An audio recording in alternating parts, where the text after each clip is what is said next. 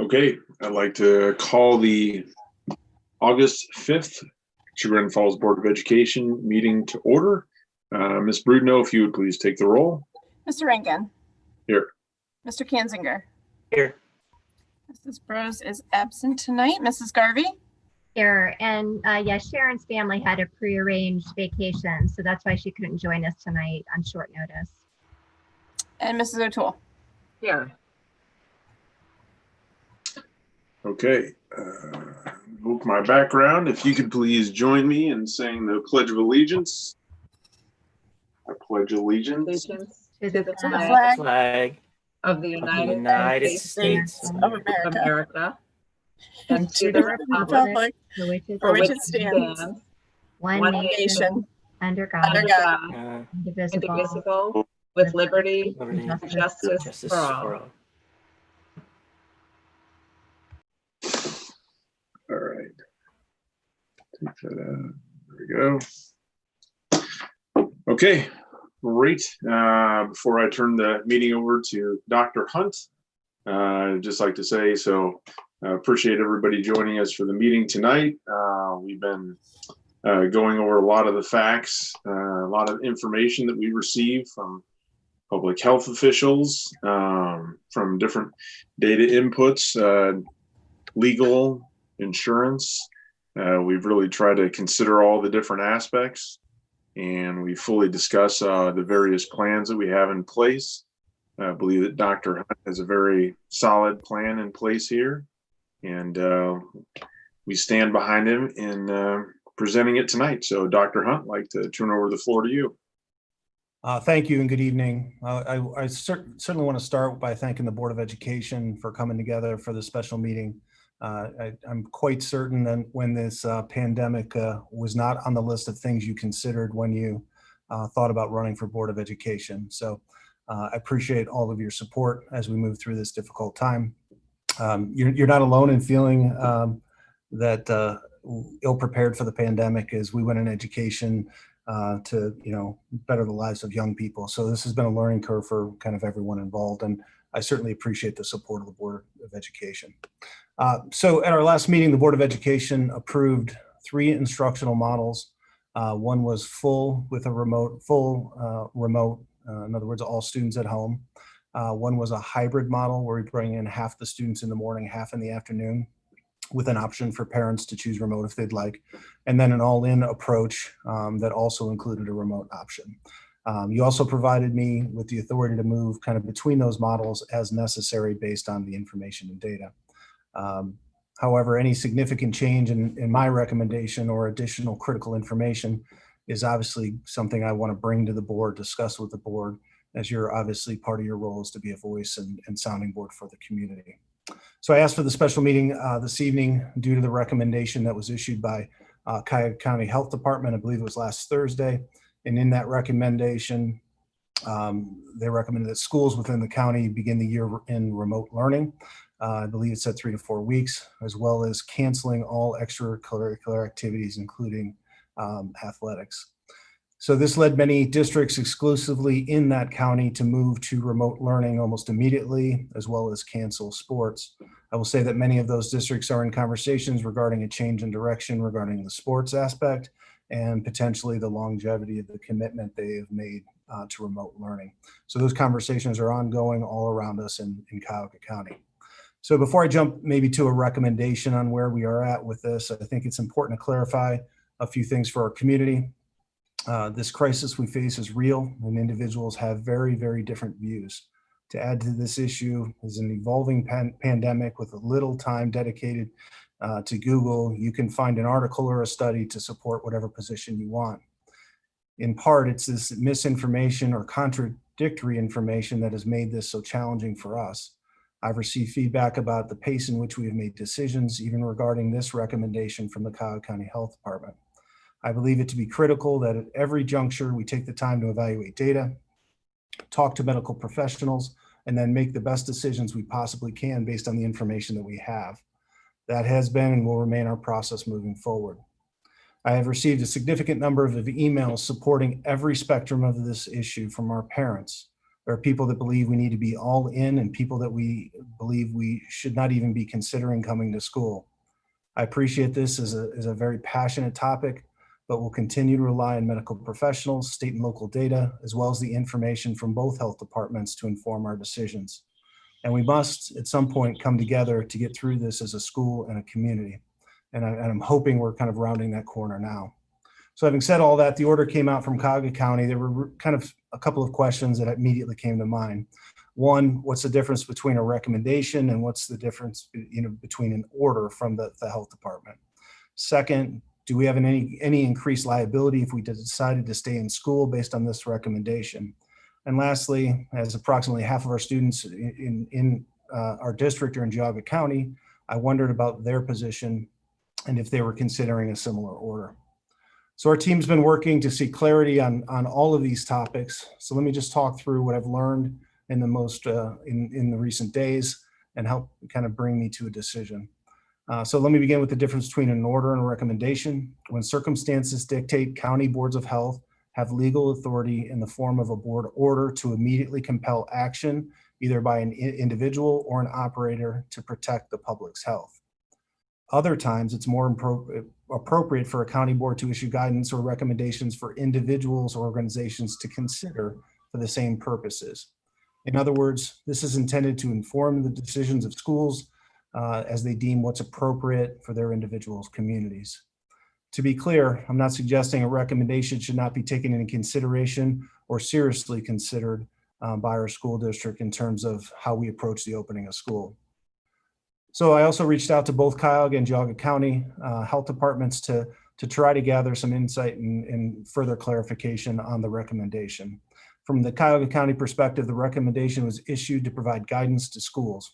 According to an official, they have schools at vastly different points in their preparation and planning regarding opening.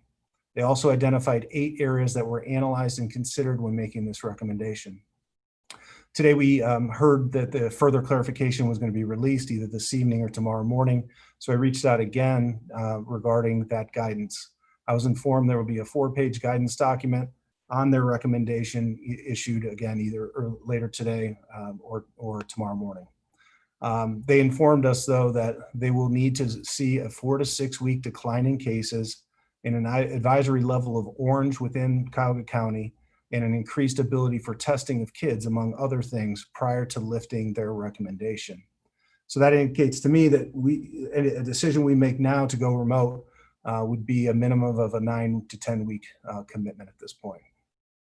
So then I reached out to Geauga County. I spoke with Health Commissioner Quaid. He informed me that from a number standpoint, a similar order in Geauga County did not make sense at the time. He also stated that he did not anticipate any order in the near future, with the obvious caveat that things can change very quickly within this pandemic.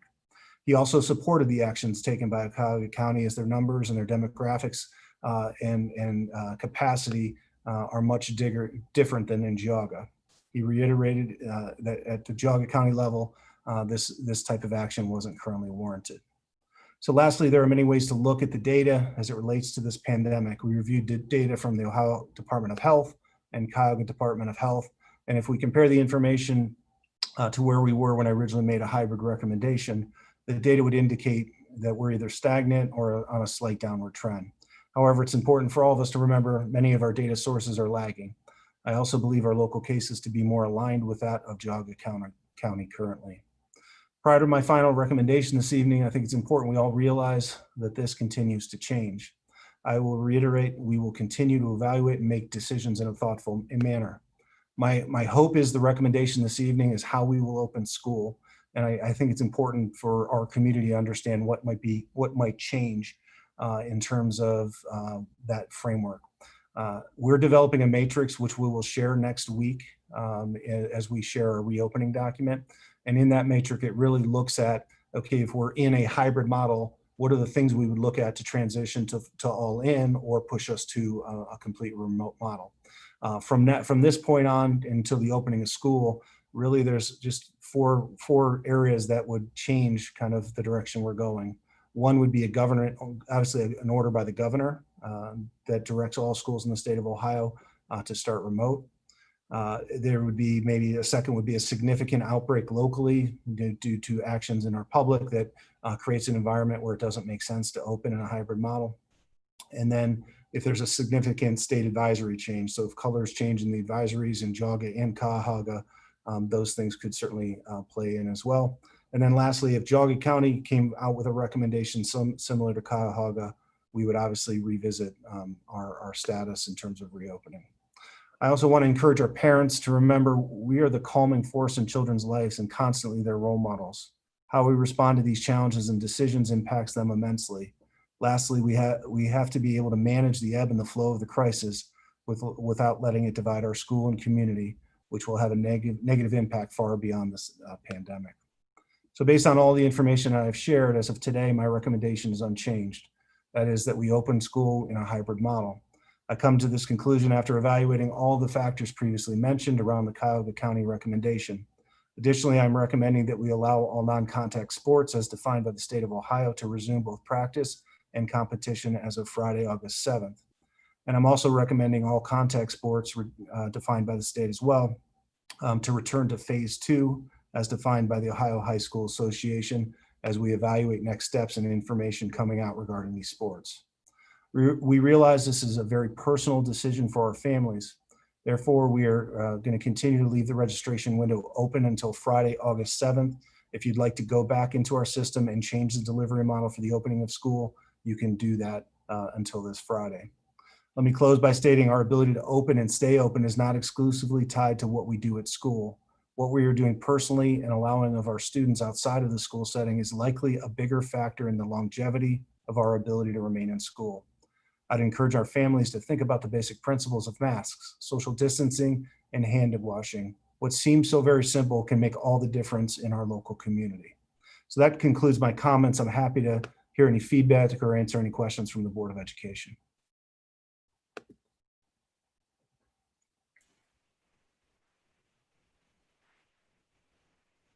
Phil, you're muted.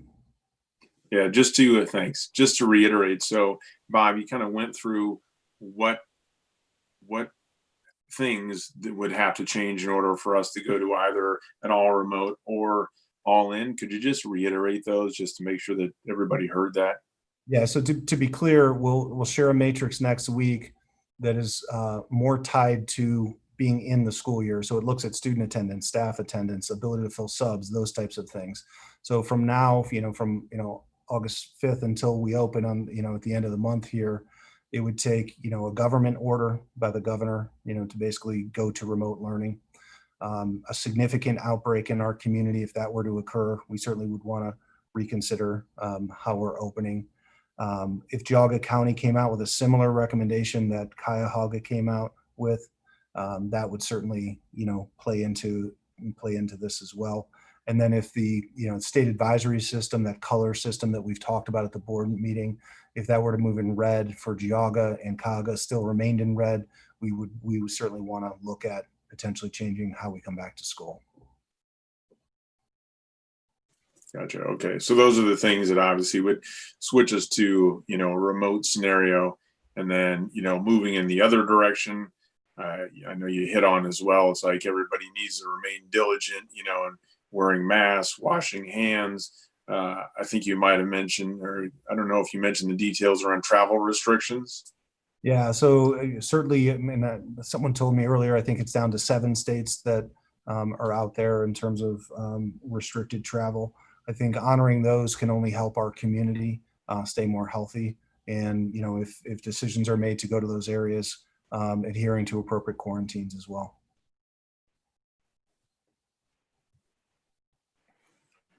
Could you, Sorry, Greg, if you don't mind, I just pulled that up on my computer here. Let me just read what it says on the, oops, and then I lost it. Here it is. On July 22nd, Governor DeWine issued his travel advisory for all individuals coming into Ohio from states that have positive COVID-19 testing rates of 15% or higher, so that the state's list changes based on whether they hit that 15% mark. But right now, he's asking you would self-quarantine for 14 days if you were returning back to Ohio after having visited Alabama, Arizona, Florida, Georgia, Idaho, Mississippi, Nevada, South Carolina, or Texas.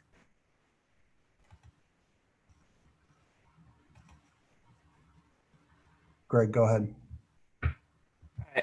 My internet's been unstable, so I might cut out. But can you, for parents who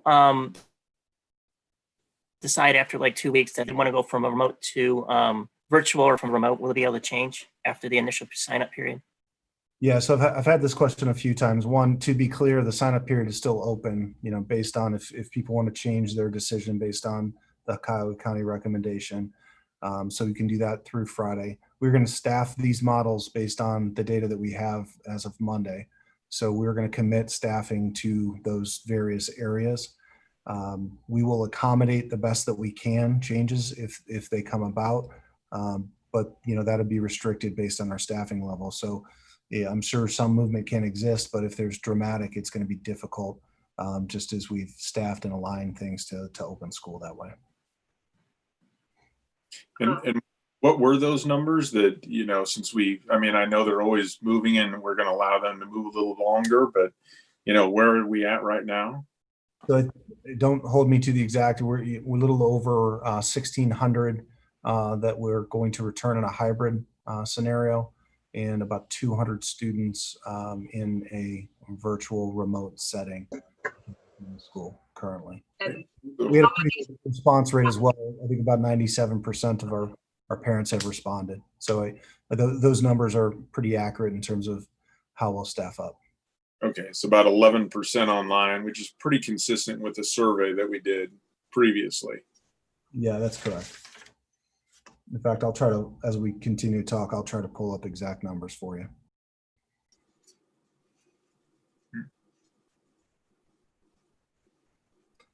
The other thing that we are finalizing is kind of our reopening return to school document for students and parents that will really be kind of our manual in terms of reopening with cleaning, all the protocols and procedures in the district, what happens if cases break out in the district. So we'll have all of that to present and share with the board by next Wednesday's meeting as well. So we'll run through that document. And I'm sure a number of classes, even in person, are going to look quite different than they did in the past, particularly things like choir, band, phys ed, labs, science labs, things that had a lot of group work.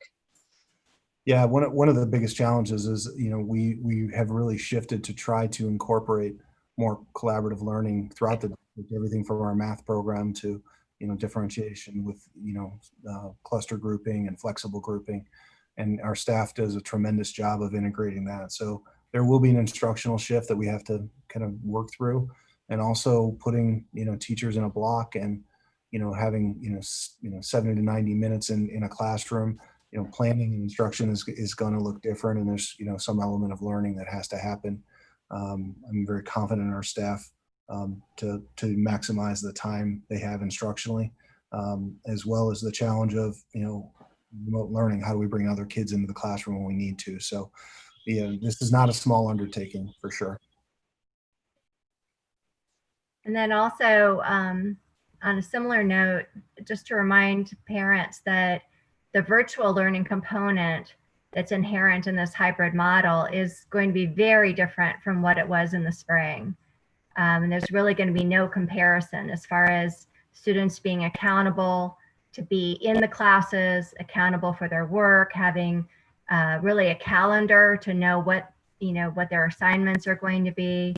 If there's anything else you want to elaborate on it, I don't want parents who have chosen either the fully remote model or even wishing we had, been in the full day based on how things went in the spring. It's really not a good comparison. It's going to be a very different experience. Yeah, and I know that, some level of detail was still necessary, and that'll come out next week as well. Obviously, the numbers, how many kids we had in that virtual environment, played into exactly how we were going to staff and offer that. So we're finalizing all of that right now.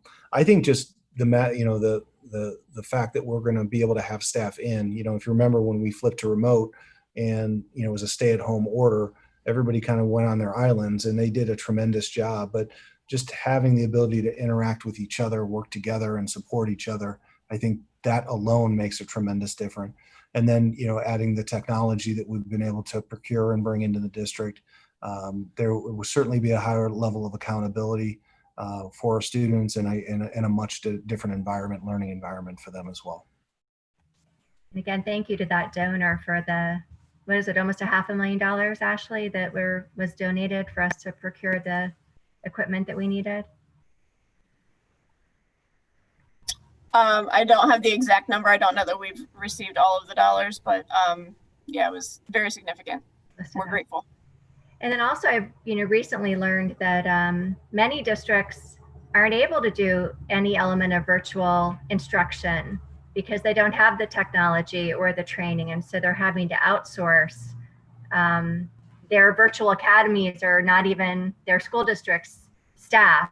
So I think that's something really to say is really amazing that we're able to offer that. And it's the same teachers, the same experience that our students have gotten used to with the quality of education coming out of Chagrin Falls. Yeah, we've been pretty committed to not bringing a canned program to, push kids in. We want to try to personalize as much as possible. Obviously, our end goal remains bringing everybody back here in a healthy and a safe environment. And you can't replicate everything our teachers do on a regular basis, but the quality of what we offer, I think, is going to far exceed putting somebody into just a canned program and asking them to move through it on their own. I just want to add a couple of other comments. One is that we've received a lot of communication from our community. And I want everybody who's written in to know that we do receive and read and internalize all of that information. I know I've read every article that's been forwarded and every email, as have the other board members. Oftentimes, though, we would delegate our superintendent or our board president to reply on behalf of the board. So if you didn't hear back from me personally, there's a reason for that. We tend to allow that one point of communication. I think that's more effective. So that's the first. We are listening. We are not only listening to you, but we're listening to our administration and staff and all of the information that we're getting in from healthcare professionals to guide us.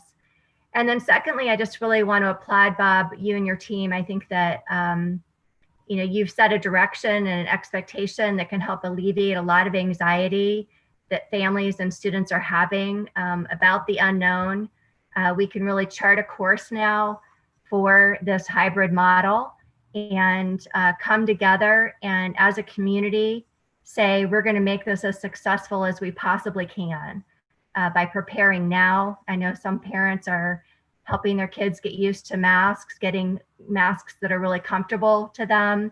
I don't remember if you mentioned it, but the governor did announce this week as well that it's mandatory for K through 12 students to wear masks unless they have a physical or other developmental reason why they cannot. So, I mean, that's where we need to be as a district now, and coming together as Chagrin Falls, supporting this direction and helping our kids get ready for it.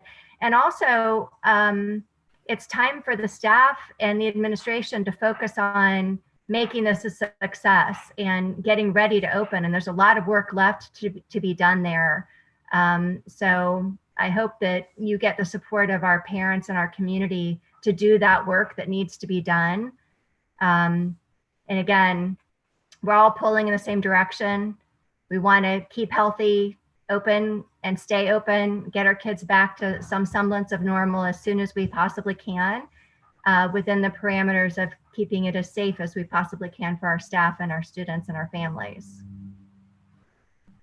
Yeah, I agree with everything you said. And, I commend the work of, the administrative team that's been in most of the summer, working with pockets of staff as well. And then, as we welcome our staff back, it's kind of like some of obviously the work turns over to the teacher at their level. And I have a ton of faith in what they do on a regular basis. And I know they're going to do everything they can to make this as successful as possible.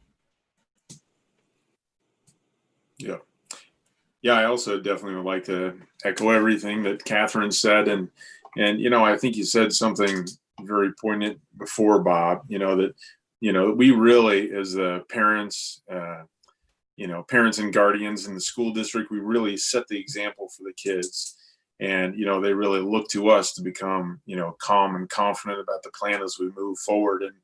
And, for example, I know, my daughter participated in band camp this last week. And just if that's just a sample of what the school year is going to be, a very well thought out plan and, successfully pulled off last week, to be able to have band camp, which, they usually have somewhere else at a university, they stay overnight. So instead they're here on our field, and they're very careful. They followed all the precautions, but, the kids were able to have, a good experience. They're able to get organized and get ready for the fall season, even though it was in a different setting. It wasn't really the way they wanted to do it, but, administration, and the band director really had a well thought out plan. So, if that's any indication of what we expect to see this fall, I'm very encouraged about the work that you and your staff have done there. I applaud your work, and yeah, the Board of Education is behind you. As are all the parents of the district. I know that I can speak for a vast majority of the parents in the district, and we want this plan to succeed. Well, we take it very seriously, and Kathy certainly with band camp set the bar pretty darn high. So maybe I put her in charge of all implementation. So she did a phenomenal job. Absolutely.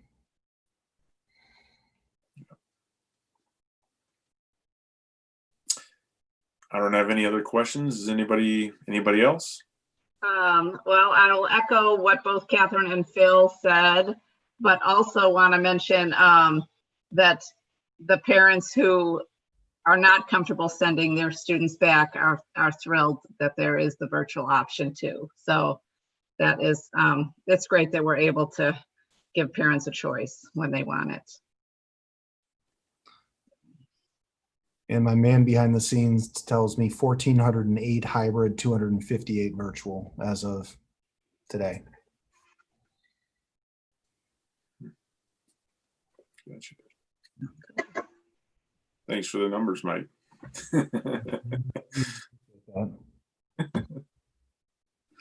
All right. Anything else? Any other business? The only other business I would say, if people are interested in specifics regarding sanitation, cleaning, procedures, what happens if positive case, all of those things, we're gonna produce that document and bring it to the board next week.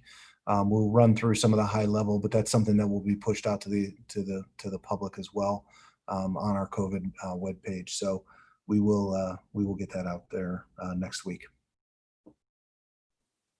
Okay.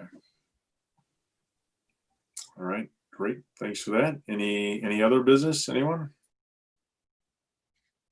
All right. A quick recap. So families, if the guidance of the health department for some reason changes their mind, they have until this Friday. But then just like us, we need people to kind of make a commitment based on the information we have right now so we can plan.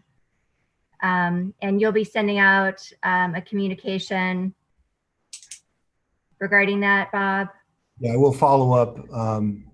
I will follow up tomorrow with a email to all parents, just recapping what we discussed tonight, providing the link to go back in. For those of you who are familiar with final forms, you just go right back into that form, and if you're changing your option, you just change it in there and save it, and that'll complete the process for you. But all of that will be communicated out to our parents tomorrow. Okay. And then more details to come next week about how we can all pull together and make sure this is a success. Correct. Great. And on another topic, all residents should be getting a letter in the mail shortly, going out bulk mail, so I don't know exactly when. And it is about explaining the operating levy that will be on the ballot in November. Just to remind everybody, it's a no additional cost levy, but I don't want you to think when you see a letter from Chagrin Falls Schools, oh, it's about the remote learning. we also have other topics going on too. So you'll get a letter about the operating levy.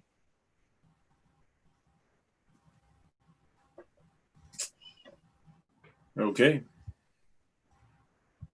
Just so we're covering everything on the agenda, item number 4, I did not receive anything on public participation. Did anybody else?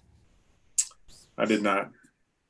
I did not. I mean, just to echo what Kathy said, we received a great deal of communication regarding our options and tried to do our best to respond. I try to do my best to respond to all of those. I think I've got a few that are lingering out there, but I'll try to get back to those tomorrow. And, you know, we appreciate the feedback. Bob, I know you spend an incredible amount of time providing thoughtful responses to those emails. I know it's greatly appreciated, and I hope that parents are also respectful of your time. And feel free to reach out to the board as well if you have, you know, any questions. Okay, thank you. Yep. Okay, if there's no other business, our next meeting will be Wednesday, August 12th at 6 p.m. By video conference. If I could have a motion to adjourn. I will motion I'll to move adjourn that. the meeting. I'll second. All right, motion second. Ms. Brudenell, if you'd please take the roll. Mr. Rankin, Yes. Mr. Kanziger, Yes. Mrs. Garvey, Yes. Mrs. O'Toole. Yes. All right, 38 minutes. That might be a new record. 38 minutes to conduct the meeting and only like 380 hours to prepare for it. So thank you, Bob, and your team.